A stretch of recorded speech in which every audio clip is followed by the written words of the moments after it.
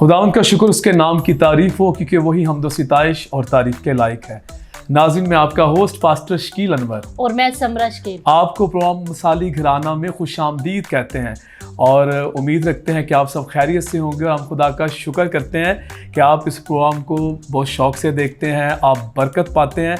और समरा, मुझे बहुत अच्छा लगता है जब प्रोग्राम्स में लोग मिलते हैं और इस प्रोग्राम के ताल्लुक से हमें बताते हैं कि वो सीख रहे हैं, वो बरकत पा रहे हैं। और माँ बाप बच्चे जब बैठते हैं और सीखते हैं, वो बताते हैं कि उन्होंने कौन से प्रोग्राम में से कौन सी बात सीखी और कैसे उनका घराना दिन ब दिन बाबरकत होता जा रहा है, तो हमें बहुत अच्छा लगता है। बस इसी तरह से शौक़ से इस प्रोग्राम को देखते रहें, बरकत पाते रहें और खुदावंद के लोगों दुआ करते रहें और आपस में मोहब्बत के साथ रहें।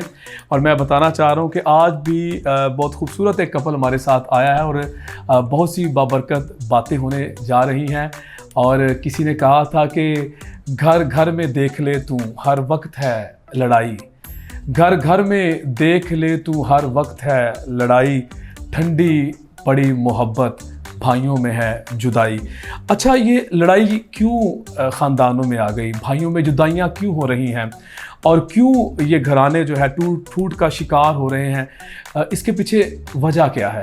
आज इसी वजह को जानेंगे। और आज का टॉपिक जो हमारा है वो है ख़ानदान के अंदर एतहाद की अहमियत। और इस टॉपिक पे बात करने के लिए जो हमारे आज के पहले मेहमान हैं, मैं बताता चला जाऊँ, ये ग्रेट हार्वेस्ट जो वीएन चर्च है H9 रिमशा कॉलोनी में, इसमें बतौर पास्टर इंचार्ज अपनी खिदमात सरअंजाम दे रहे हैं। बहुत खूबसूरत शख्सियत के मालिक हैं पास्टर अजीम मकबूल साहब। जी पास्टर जी, आपको अपने प्रोग्राम में खुशामदीद कहते हैं। जी थैंक यू, और खुदावंद की शुक्रगुजारी करते हैं आपने हमें इस खूबसूरत प्रोग्राम में इनवाइट किया, मसाली घराना और फैमिलीज़ फॉर पाकिस्तान। और पाकिस्तानी फैमिलीज़ को ज़रूरत है कि मसाली घराना बने। तो हम देखते हैं आपका प्रोग्राम और आपके टॉपिक बड़े अच्छे हैं और आप चूज़ करते हैं कि फैमिली के लिए, ख़ानदान के लिए ये टॉपिक हम चूज़ करें ताकि लोगों को कलाम के तल्लक से सीखने का मौका मिले। तो हम शुक्रगुजार हैं आपके आइज़िक टीवी के सीनियर पास्टर अनवर फजल साहब के कि उन्होंने हमें आज मौका दिया कि हम आपके दरमियान आएँ। जी पास्टर, खुदावंद आपको बहुत बरकत। हमें बहुत अच्छा लग रहा है कि आज इस प्रोग्राम में आप हमारे साथ मौजूद हैं। मैं उम्मीद रखता हूँ कि आपकी गुफ्तगू से लोग बहुत बरकत पाएंगे। और नाज़रीन, आज हमारे साथ पास्टर जी की मिसेज मौजूद है, उनका अपने प्रोग्राम में खुशामदीद कहते हैं। जी सिस्टर जी, आपका अपने प्रोग्राम में खुशामदीद कहते हैं। बहुत शुक्रिया सिस्टर जी, खुदावंद आपको बरकत दे। और बड़ी खुशी की बात है, हम अक्सर इस प्रोग्राम को देखते और सोचते थे कि कब हम भी जाएंगे, तो शुक्र है खुदावंद ने आज ये मुमकिन किया है कि हम भी इस प्रोग्राम में आए। बहुत अच्छा लग रहा है समझा मुझे कि सिस्टर कह रहे हैं कि हम भी चाहते थे, सोचते थे कब इस प्रोग्राम का हम भी हिस्सा बनेंगे। तो आज आप इस प्रोग्राम में मौजूद हैं और हमें बहुत अच्छा लग रहा है कि आप भी यहाँ पर मौजूद हैं। और यकीनन खुदावंद के फजल करम से आज जो गुफ्तगू है बहुत बाबरकत रहेगी। जी पास्टर जी, पहले बताएं कि शादी को कितने साल हो गए, बच्चे कितने आप? हाँ जी, शादी हमारी को जनाब 14 साल हो गए हैं, 15वां साल स्टार्ट है और शुक्रगुजार हैं खुदा ने ये खूबसूरत तोहफा दिया है। और शादी के 6 साल तक हम बेऔलाद थे, उसमें बड़ा कुछ खुदा ने सीखने का मौका दिया। और 6 साल बाद खुदा ने हमें खूबसूरत बेटी जिसका नाम जेनिफर अजीम है वो अता की। और जेनिफर का कहना था कि बाबा आप जा रहे हैं, जेनिफर अब 8 साल की है, तो वो कह रहे हैं बाबा आप जा रहे हैं तो आपने जाके ज़रूर मेरा नाम ज़रूर लेना है, क्योंकि वो आइज़िक टीवी को शौक से देखती है। तो वो कहती है कि मैं वो एक्साइटेड थी कि मैं आइज़िक टीवी पे मेरे मामा बाबा आएंगे। Praise God, praise God. और ये हमें भी अच्छा लगता है कि बेटी ने रिक्वेस्ट किया है कि मेरा नाम इस प्रोग्राम में लिया जाए, मसाली घराना प्रोग्राम में। इसका मतलब है कि बच्चे भी इसको बड़े शौक से देखते हैं। और बेटी जेनिफर को खुदावंद बहुत बरकत दे और हमारी दुआ है कि खुदावंद उसको ब्लेस करे और खुदावंद उसको लंबी उम्र दे, तंदुरुस्ती के साथ खुदावंद बहुत सी कामयाबियां दे उसको। बड़ा अच्छा लग रहा है। तो पास्टर जी, मैं पूछना चाहता हूँ कि आपके हाथ पे चोट लगी है, तो कैसे, क्या हुआ था? क्योंकि ये मैंने जैसे अभी आप पहुंचे तो मैंने देखा, तो मैं पूछना चाहता हूँ, जानना चाहता हूँ। अच्छा, ये अब जुलाई की 22 को ये चोट लगी और बड़ी छोटी सी चोट थी, ठीक है, देखने में कि एक मेरा फ्रैक्चर हुआ है ये छोटी उंगली को, ये राइट हैंड के। लेकिन बहुत कुछ इसमें सीखने का मौका मिला ख़ानदानी तल्लक से, घराने के तल्लक से, क्योंकि बात कर रहे हैं तो मसाली घराने की। तो मैंने कहा आपसे शेयर किया जाए कि हम सारे बहन भाई मिलकर रहते हैं। हम 6 भाई थे और एक बहन है। और अभी हमारा एक भाई की डेथ होगी तो हम उसे बड़ा मिस करते हैं। हम पहले भी 6 भाई जब थे तब भी मिल के रहते थे, वो भाई भी शादीशुदा थे, 29 साल की उम्र में उनकी डेथ होगी। तो अभी जब मेरा एक्सीडेंट हुआ तो भाइयों का होना फील हुआ है मुझे, उनकी मोहब्बत, उनका एहसास बड़ा अच्छा लगा कि जैसे ही ये खबर पहुंची मिसेस भाई सारे एकदम से उन्होंने अपना प्यार निछावर किया, तो बड़ा अच्छा लगा। इस चोट ने भी बड़ा कुछ सिखाया कि भाइयों की मोहब्बत के तल्लक से, जैसा आपने टॉपिक के लिए वो बोला। पास्टर साहब बड़ी अच्छी बात आपने कही कि भाइयों का होना, और फिर ये जो चोट लगी है, आपने मुझे अपना एक्सपीरियंस बताया, तो मैं ये समझता हूँ कि फैमिली वही है जिसमें दुख सुख में एक दूसरे का ख्याल रखा जाए। तो जब आप तकलीफ में होते हैं, बहन भाई अगर आपके करीब आ जाते हैं तो तकलीफ तो जो है वो है ही, लेकिन वो तकलीफ जब वो कम हो जाती है, ऐसा ही है, फिर आप उनका जो आना है, उनका जो आपके पास बैठना है, आपको पूछना है, बातचीत करना है, तो गम जो है वो कम हो जाता है। ऐसे ही, और आप अपने आप को तन्हा महसूस नहीं करते। ऐसे ही। तो खुदावंद आपको बहुत बरकत दे। Thank you. जी सिस्टर जी, मैं आपसे पूछना चाहूंगी कि जब पाचा साहब का एक्सीडेंट की खबर मिली तो आपकी क्या कैफियत है? कैफियत एकदम सुन के तो बहुत परेशान हो गई, कुछ समझ ही नहीं आया, क्योंकि मैं किचन में काम कर रही थी और ये नाश्ते के वक्त दोनों निकले हैं बाहर, बाप बेटी। तो अम्मी मेरे पास आई हैं किचन में, तो उन्होंने मुझे कहा कि एक्सीडेंट हो गया है। जब एक्सीडेंट का नाम सुना तो डेफिनेटली आपको पता है एक्सीडेंट का नाम ही इतना अजीब है कि बंदा परेशान हो जाता है। लेकिन मैं गई और मेरे दरमियान छोटी जो देवरानी है और सबसे छोटे वाला देवर, उनको पहले ही पता चल चुका था और वो जा रहे थे इनको लेने देखने के लिए। जब मैं आई हूँ मैंने कहा मैं भी जाती हूँ, लेकिन वो छोटा जो है बेटी को लेके घर आ चुका था, तो हमने बेटी को संभाला और छोटा देवर जो है फिर वापस चला गया इनको देखने के लिए और इनको हॉस्पिटल लेके गया। तो शुक्र है खुदावंद का कि एक जगह रहते हैं तो अच्छा लगता है एक दूसरे की फ़िक्र में। कैफियत तो एकदम बहुत परेशानी वाली थी, लेकिन जब सब इत्तेफाक के साथ एक दूसरे की फ़िक्र के साथ चलते हैं तो फिर काफ़ी अच्छा हो जाता है। जिससे खुदावंद आपको बरकत दे। मुझे बड़ा अच्छा लगा आपने बताया कि आपके जितने भी मतलब देवरानी है, देवर है, वो सब जो है मिलकर रहते हैं एक जगह पर। तो वाकई ही जब मतलब कोई परेशानी आ जाए या एक्सीडेंट का नाम सुनते ही, वैसे ही एक्सीडेंट का नाम जब वो खतरनाक है, बेशक एक्सीडेंट छोटा है बड़ा है, उसका नाम ही जो है वो बहुत खतरनाक है। तो वाकई ही जब आपस में बहन भाई मिलकर रहते हैं तो मतलब चोट ज्यादा हो छोटी हो चोट, तो उसका जो हमें फिक्र नहीं होती कि कोई बात नहीं, बहन भाई जो है वो आगे हैं, तो मतलब फिक्र करने की जरूरत नहीं है। तो जी पाचा साहब आप क्या पूछ रहे हैं? मैं यहाँ पर अभी जैसा कि बात हो रही है भाइयों के दरमियान यूनिटी, फैमिली के कट की बात हो रही है, तो मैं पास्टर जी जैसा कि आप खिदमत में हैं और गुजरे 20 साल से आप खुदावंद की खिदमत के काम में मगन हैं, मसरूफ हैं। शुक्र है। तो बाइबल मुकद्दस जो है वो खानदान के दरमियान यूनिटी के मुतालिक हमें क्या बताती है? बाइबल मुकद्दस देखें बड़ा मशहूर ज़बूर है, लोग पढ़ते हैं ज़्यादातर, हालांकि लोग इसको शादियों पे अटैच कर देते हैं, मिलने की रस्म पे, लेकिन ये भाइयों के तल्लक से है कि देखो कैसी अच्छी और खुशी की बात है कि भाई बहन मिलकर रहें। ज़बूर 133 की 3री आयत है गालबन।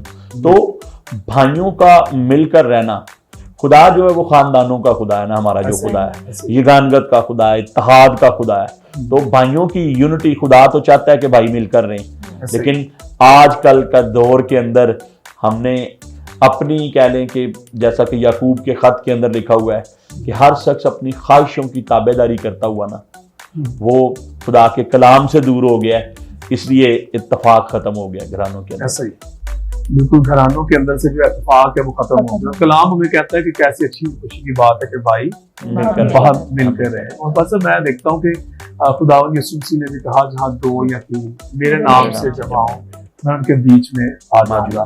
तो 2 का अदब जो है वो यूनिटी का अदब है, और कलाम में भी लिखा है 1 से 2 बेहतर कि एक गिरता दूसरा उसको उठाता है। तो जब यूनिटी होगी, हम भाई मिलके रहेंगे, खानदानों के अंदर सारे भाई जो हैं बहन भाई मिलके रहेंगे, अगर कोई एक गिरेगा तो दूसरा उसको उठाएगा। तो जब मिलके रहना ही नहीं है, एक बंदा अलग से जाके रह रहा है और वो उसका इत्तेहाद ही नहीं है, तो फिर जब वो गिरेगा तो कोई उठाने वाला नहीं होगा।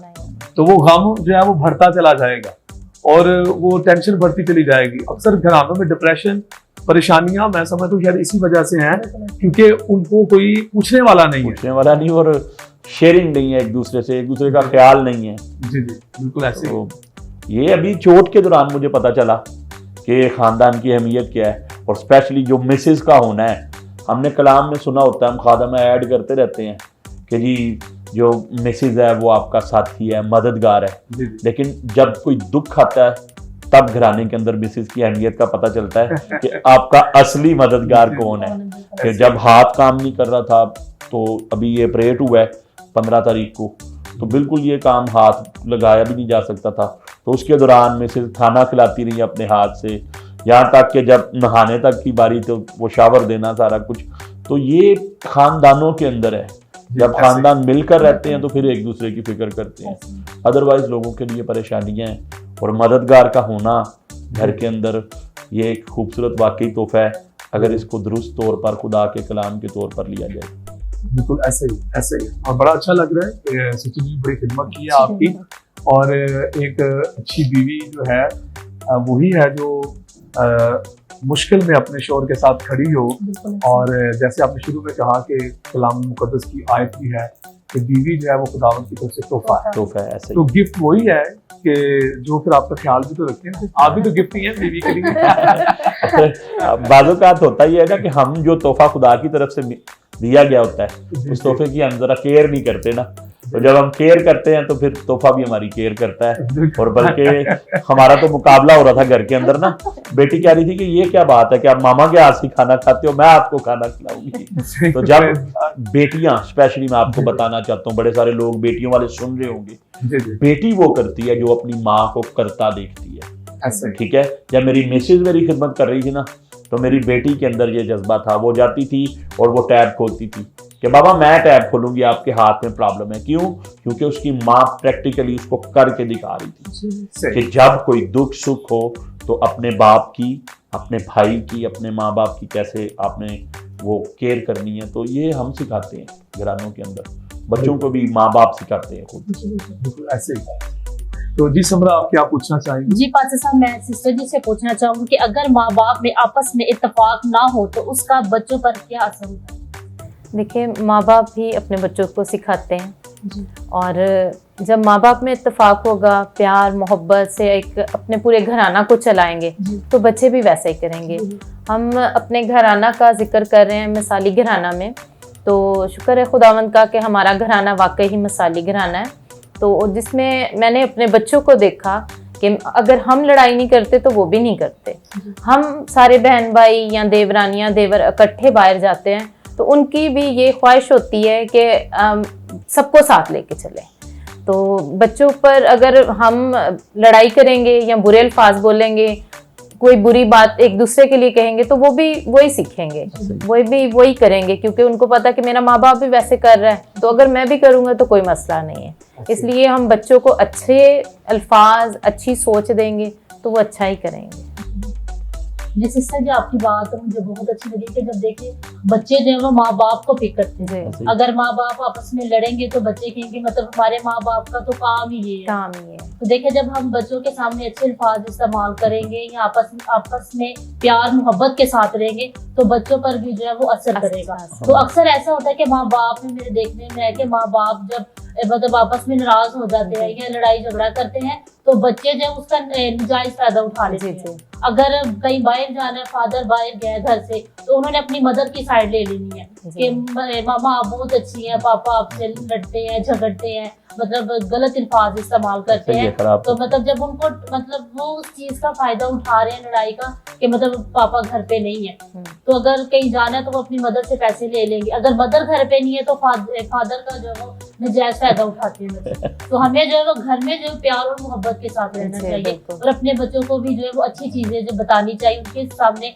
अच्छा जो है वो परफॉर्म करना चाहिए। तो सिस्टर खुदावंद आपको बरकत दे। जी पास्टर साहब, आप क्या पूछेंगे? मैं समझा आपकी बात को ही जो है वो आगे लेके बढ़ूंगा। तो पास्टर जी, जैसे कभी संदरा बात कर रही है, तो वो वाकई में कुछ ऐसा भी दिखने में आया कि जब माँ बाप का आपस में जो है वो इत्तेफाक नहीं होता, वो किसी न किसी वजह से नाराज हो जाते हैं या लड़ते रहते हैं, तो अक्सर बच्चे जो हैं वो उस लड़ाई का उस नाइतफाकी का, डिसयूनिटी का फायदा उठाते हैं। ऐसा ही है। वो देखते हैं कि अभी मुझे किसी चीज की जरूरत है, तो अब उनको पता मुझे पैसे चाहिए, तो अपने अब्बू की साइड पे हो जाएंगे, कहेंगे पापा आप बहुत अच्छे हैं, मामा ऐसी लड़ती रहती है आपसे। तो फिर वो उनको पता है अभी मतलब मुझे पैसे चाहिए, तो पैसों के लिए पापा की साइड ले लेंगे और पापा की जेब खाली और वो निकल गए। ठीक है, अच्छा अब वो जब किसी प्रोग्राम पे उन्होंने जाना है तो देन फिर उनको पता कि अब लेट नाइट का प्रोग्राम है, तो हमें जो है वो इजाजत नहीं मिलेगी, पापा तो नहीं जाने देंगे। तो मामा से कहेंगे मामा जो है वो हमने वो फलां प्रोग्राम पे जाना है, तो वहाँ दोस्त भी होंगे सारे, तो हम हो सके नाइट उधर स्टे करें, तो पापा तो जो है वो उन्होंने नहीं जाने देना। तो मैं उनसे जो है वो मैं नहीं पूछना चाहती या नहीं पूछना चाहता, तो मामा आप तो बहुत अच्छी हैं, तो पापा आपसे भी लड़ते रहते हैं, हमें भी अभी वो डांटते रहते हैं, तो मामा प्लीज मुझे जाने देना।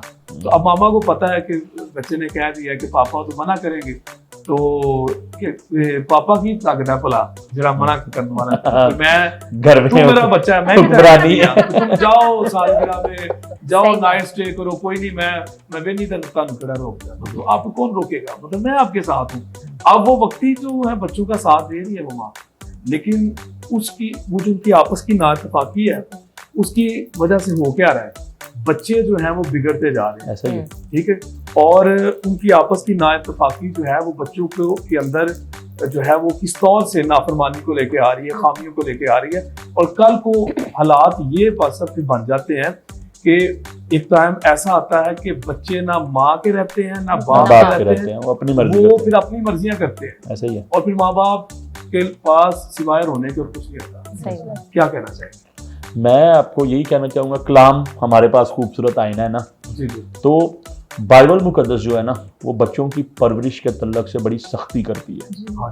ठीक है, बाइबल मुकद्दस ये कहती है कि मेरे अहकाम, खुदा कहता है, ठीक है, पुराने अहदनामा के अंदर, इस की किताब के अंदर, कि तूने अपने बच्चों को राह चलते हुए सिखानी है, लेटते उठते बैठते तूने इनका जिक्र करना है, और यहाँ तक सख्ती करता है, कहता है ये उनके माथे पर टीकों की मानी दो। ठीक है, फिर कहता है तू इनको मोटा मोटा करके अपनी दीवार की चौखटों पर लिख देना।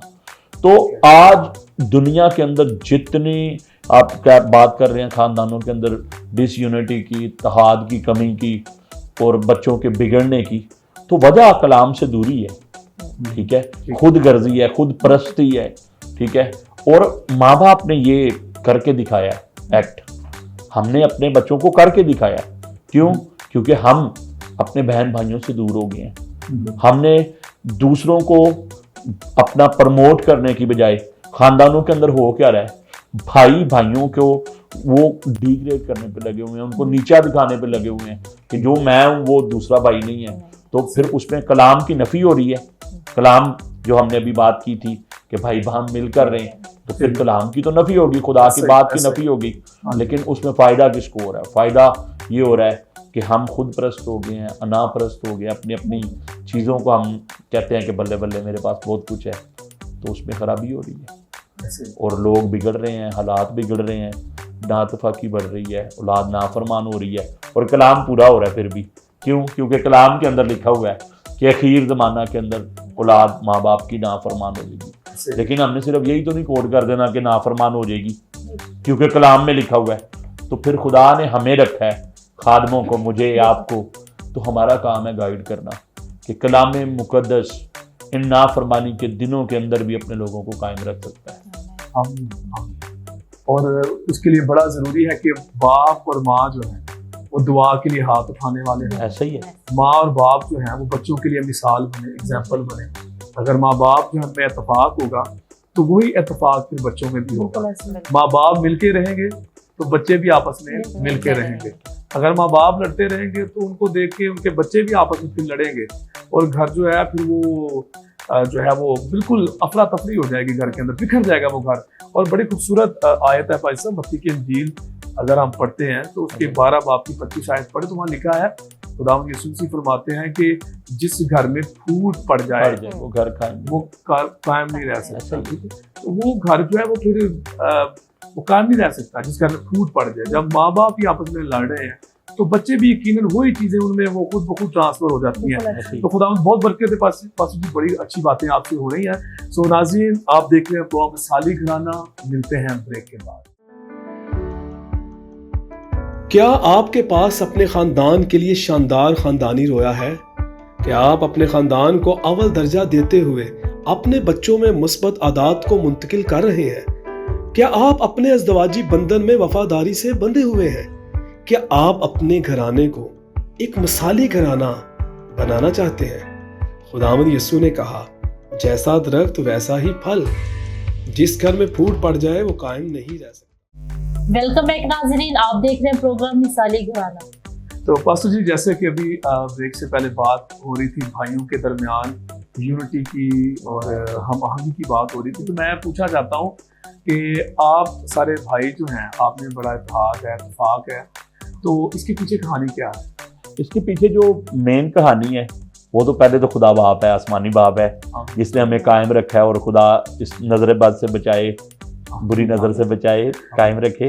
तो सबसे बढ़कर जो चीज़ है वालदैन है। ठीक है। आपके वालदैन नमूना होते हैं और मैं खुदा का शुक्र करता हूँ कि मेरे माँ और बाप दोनों हयात हैं, ठीक है, और उनको खुदा ने ज़िंदगी दिया। तो मेरा बाप दुआ गो शख्स था, ठीक है, उन्होंने अपनी ज़िंदगी के अंदर हमें रोल मॉडल बन के दिखाया। उन्होंने सख्त मेहनत की हम भाइयों के लिए, और मैं ख़ानदान में से बड़ा था। मेरे बाप ने हमेशा मुझे सिखाया है, उन्होंने मेरे कान में हर वक्त ये सबक मुझे पढ़ाया है कि बेटा, बड़ा भाई बाप जैसा होता है, बड़ा भाई बाप जैसा होता है। तो फिर मैंने कोशिश की कि मैं बाप बनूं, क्योंकि मेरे बाप सादा थे, पढ़े लिखे नहीं थे। तो फिर मैंने अपने भाइयों को गाइडलाइन दी, जो मुझे कमी फील हुई कि मुझे किसी ने नहीं दी, एजुकेशन के मामले में, जॉब्स के मामले में, मैंने अपने भाइयों को दी, ठीक है।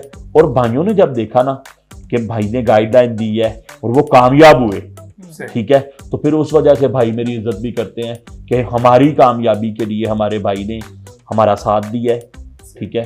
तो हम जो भाई हैं, मुझसे छोटा है, वो मिनी माइनर पे वो एरिया मैनेजर है 6 ब्रांच का। तो ये खुदावंद की ब्लेसिंग है। वो जब मैनेजर बना हम बड़े खुश थे, तो खुदा ने मुमकिन किया हमारी ज़िंदगी के अंदर कि वो अब एरिया मैनेजर है, ठीक है।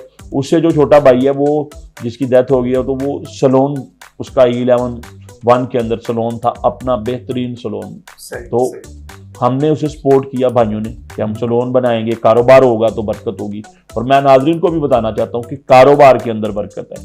मेरा बाप, मुझे फ़ख्र है कि उन्होंने सफाई करके बोरियां उठा के बाजार में हमें पाला, लेकिन हमने अपने घर के अंदर ये अहद किया था भाइयों ने कि हम में से कोई झाड़ू फेरेगा नहीं। तो आज खुदा की शुक्रगुजारी करते हैं कि सारे भाई काम कारोबार करते हैं। 2 भाई सलोन का काम करते हैं, ठीक है, एक भाई फार्मास्यूटिकल के अंदर है। मैं खुदा की खिदमत में, और ख़ुद मैं सेल्स का काम करता रहूँ, एज ए सेल्स एग्जेक्टिव मैंने काफ़ी जगह पे काम किया है। और ये शुक्रगुजारी है खुदा की। और वो मैंने जब सीखा तो मैंने भाइयों को बताया कि ये लाइन आपको फ़ायदा दे सकती है, और खुदा का शुक्र है। और फिर हमने एक चीज़ तय की कि हमारी दोस्ती आपस में, हम दोस्त भाई होंगे, हम खाना खाने इकट्ठे जाते हैं, पिकनिक करने इकट्ठे जाते हैं, और फैमिलीज के, इसकी वजह से ये हुआ कि हमारे बच्चों में इत्तेफाक है, अकेले जाना कहीं पसंद नहीं करते। वरना मैंने देखा भाइयों के बच्चे भाइयों से नफरत करते हैं।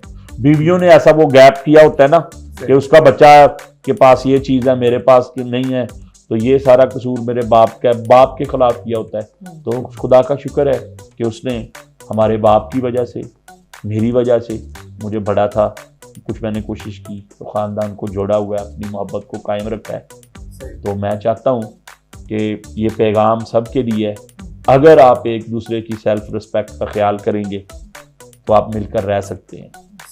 छोटा है ना, तो छोटे से इज्जत करवानी पड़ती है। शकील भाई, क्या ख्याल है? बाज़ औक़ात हम बड़े होकर समझते हैं कि नहीं नहीं, हम जो मर्जी करें, थोप देते हैं, थोपा नहीं जाता। फैमिली के अंदर वोटों का हिसाब होना चाहिए। हम कोई भी फैसला करना होता है तो मैं समझता हूँ ये खुदा के कलाम के मुताबिक है कि आप तय कर लें कि ज़्यादा लोग जिस बात पे इत्तेफाक करें। तो छोटों की मैं चाहता हूँ कि आप उसकी राय का भी एहतराम करें। अगर आप मिलकर रहना चाहते हैं ना, तो छोटा कोई, मैंने अपनी ज़िंदगी के अंदर बड़ा कुछ छोटों से सीखा है कि बाज़ों का छोटे एक बेहतर मशवरा दे देते हैं, लेकिन हम बड़े हो के तो हम बाज़ों का इग्नोर कर देते हैं। नहीं, मैं बड़ा वहाँ, जो मैं कह देता है वही। तो ऐसा नहीं है। तो ये राज है मिलकर रहने का, इत्तेफाक का, कि हमने लोगों को दोस्त नहीं बनाया, हम भाई आपस में दोस्त बने। और किसी शायर ने कहा कि निक्कियां दी मनना निक्का नहीं बनांदा सानू, निक्कियां दी मनना निक्का नहीं बनांदा सानू ते वड्डियां दे पैरां दे निशान लेके निकले हैं। मतलब वो जो बच्चे हैं ना, जो हमारे छोटे बहन भाई हैं, जो छोटे बहन भाई हैं, वो भी तो हम बड़ों के पीछे पीछे ही कदम कदम ऐसे ही है। चल के उन्होंने अकल हिकमत की बातें सीखी हैं, तो उन्होंने हमसे ही सीखा है। अगर वो कोई अकल की बात कर देते हैं तो हमें उनकी सुननी चाहिए। तो उनकी अगर हम कोई अच्छी बात को मानते हैं तो ये हमें छोटा नहीं बना देता, तो हमें सुन लेना चाहिए। तो बड़ी अच्छी बात आपने कही कि हमें छोटों को सुनना चाहिए, और इसी से फिर यूनिटी होती है ना, इसी से भाइयों में इत्तेफाक होता है। ऐसा ही है। जब हम बड़े भाई हैं और छोटों की नहीं सुने तो किस तरह से हम उनको अपने साथ मिला के रख सकते हैं? जब एक दूसरे की सुनेंगे, एक दूसरे की इज्जत करेंगे। कलाम में लिखा है पास कि इज्जत की रूह से दूसरे को बेहतर समझे। तो अपने दूसरे बहन भाइयों को भी इज्जत देनी चाहिए हमें, और फिर इसी तरह से वो घराना जो है मोहब्बत प्यार और जो यूनिटी है वो बढ़ती है। तो समरा, आप क्या पूछना चाहेंगी? जी पासी साहब, मैं सिस्टर जी से पूछना चाहूंगी कि कभी आपके दरमियान किसी बात पे नाराजगी हुई हो, सुलह के लिए पहल कौन करते हैं? खुदावंद का शुक्र है कि कभी ऐसा नहीं हुआ, लेकिन फिर भी इंसान होते हुए कभी कोई छोटी बात हो ही जाती है। तो कोई ऐसी बात नहीं कि हम नाराज रहें या घंटों या दिनों में तब्दीली हो जाए, नहीं, ऐसा नहीं है। तो हम एक दूसरे से बोलते रहते हैं, बातचीत चलती रहती है, लेकिन अगर उसका कोई फैसला नहीं है या कोई बात को हल करना है तो वो हम हल ज़रूर करते हैं, और लंबी नाराज़गी नहीं करती। लेकिन पहल जो है अक्सर मैं ही कर लेती हूँ।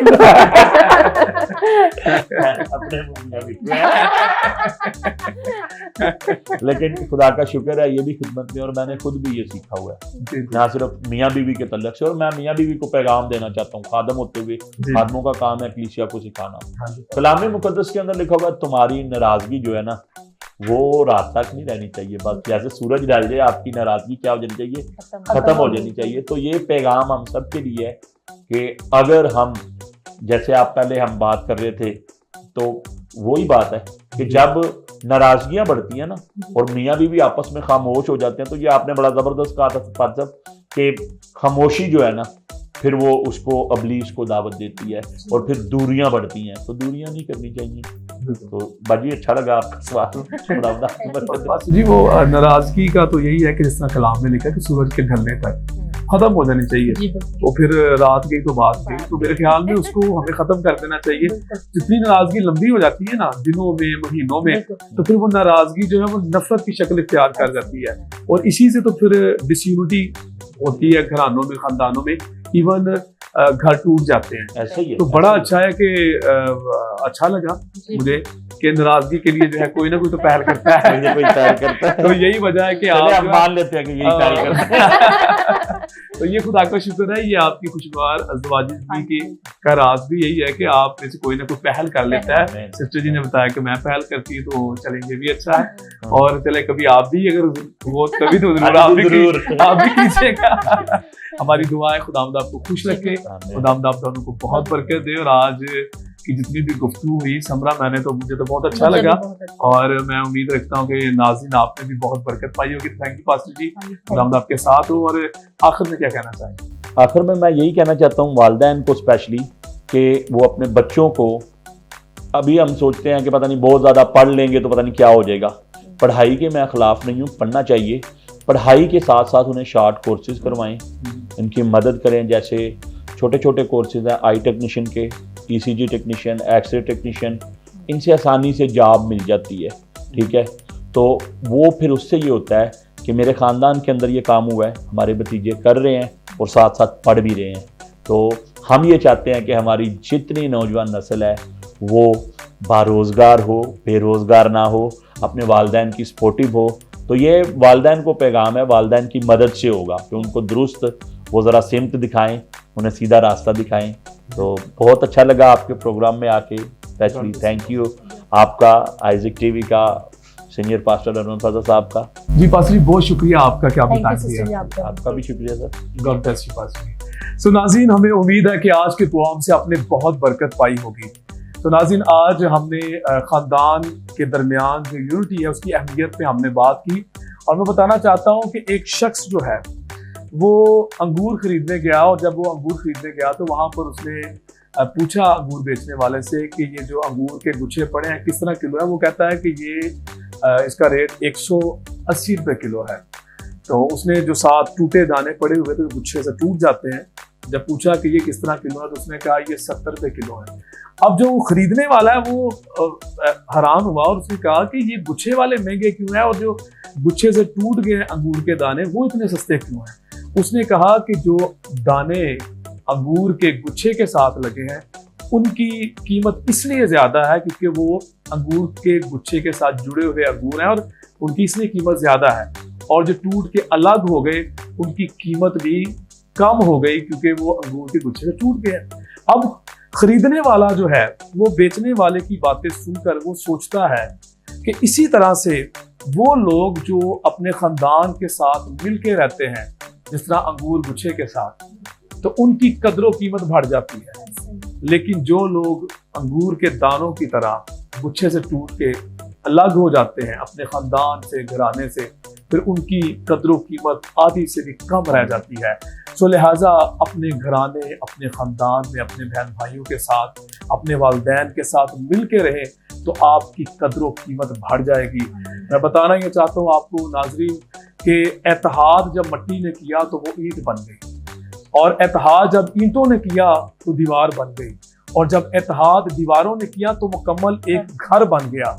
तो जब ये बेजान चीज़ें मिल के रह सकती हैं तो हम इंसान, हम घराने, हम ख़ानदान क्यों मिल के नहीं रह सकते। सो आए मिल के रहें। एतफाक में, एतहाद में बरकत है। और खुदावंद यीशु मसीह ने कहा, ऐ बाप मैं चाहता हूँ ये सब एक हो जाएं जैसे तू और मैं एक हैं। सो ये यीशु मसीह की चाहत है कि हम मिल के रहें। नबियों की खुशी भी इसी बात में है। ज़बूर 133 में से आज हमने सीखा कैसी अच्छी खुशी की बात है कि भाई बहन मिल के रहें। आए आपस में मिल के रहें। मैं आपको बताना चाहता हूं कि आज का जो प्रोग्राम आपने अभी जो आपने सुना है, मैं उम्मीद रखता हूँ आपने बरकत पाई है। जो नंबर आप स्क्रीन पे देख रहे हैं, आज के हमारे मेहमानों की जो बात आपको सबसे ज़्यादा अच्छी लगी ज़रूर हमको बताइएगा कि आज कौन सी बात हमारे मेहमानों की आपको सबसे ज़्यादा अच्छी लगी। और इसके साथ साथ ये प्रोग्राम आपके लिए मिसाली घराना बनने में मददगार साबित होगा। और मेरे हाथ में आप किताब देख रहे हैं मिसाली बाप, जिसको लिखा है खुदावंद के खादम ब्रदर ग्रेगरी स्लेटर ने, उसको शाया किया है फैमिली फॉर पाकिस्तान ने। ज़रूर जो नंबर स्क्रीन पे देख रहे हैं आप रब्ता करें, इसको खरीदें, इसको पढ़ें। ये किताब भी मिसाली घराना बनने में आपके लिए मददगार साबित होगी। और ये घरानों के लिए एक बेहतरीन किताब है। बाइबल मुकद्दस को भी पढ़ें जो हमारे लिए मशले रहा है। और मैं ज़रूर चाहूँगा कि इतने आप स्क्रीन पे पेजेस हमारे देख रहे हैं फैमिली फॉर पाकिस्तान के, ज़रूर फॉलो करें और हमारे साथ राब्ते में रहें। मिसाली घराना के नाम से हमारा यूट्यूब चैनल है, सब्सक्राइब करें, लाइक करें और ज़रूर राब्ते में रहें। आप हमारे गुजरे प्रोग्राम जो है हमारे इस चैनल पर भी देख सकते हैं। God bless you all. अपना ख्याल रखिएगा, मिल के रहें। खुदा आपको बहुत बरकत दे। अगले प्रोग्राम में फिर मिलेंगे नए मेहमान के साथ। तब तक के लिए मैं आपका होस्ट पास्टर शकील अनवर और मैं समरा शकील आपसे इजाजत चाहेंगे। देखते रहे प्रोग्राम मिसाली घराना ओनली ऑन आइज़ेक टीवी।